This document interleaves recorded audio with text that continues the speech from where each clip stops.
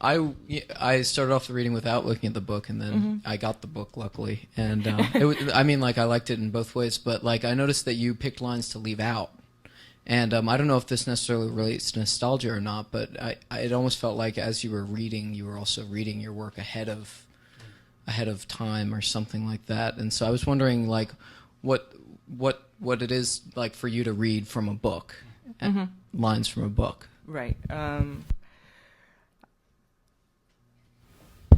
In many ways, I suppose the experiment that we try to do with the section of the book that's in multiple voices, and I was saying that in a way that text is not the text, or that text is not the poem. I feel that, and in fact, more and more in situations where I'm doing readings, I'm actually, in some sense, I think you put it well, that I'm literally rereading as, in some sense, in that moment, which cannot be repeated, right? This particular moment in which I'm reading to you will never, in some sense, come again.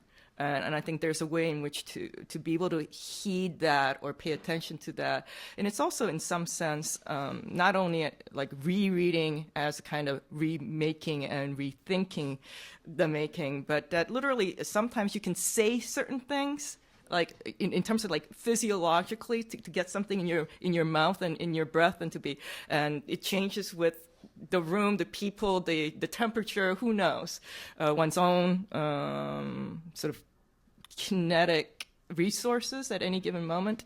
So there's that as well, I think, operating. But yeah, I mean, so the kind of futural and the nostalgia, I mean, it's funny, the last time I was here, I think the question about something about nostalgia also came up. I don't know if anyone remembers that. And I think it's something that I've been asked to speak about in different contexts. And certainly one of the undergirding sort of concern here is the question of the work of mourning, but mourning not as nostalgia, right? Mourning that is not a site of simply acknowledging loss or rendering loss, but in fact what's activated at the site of loss or mourning.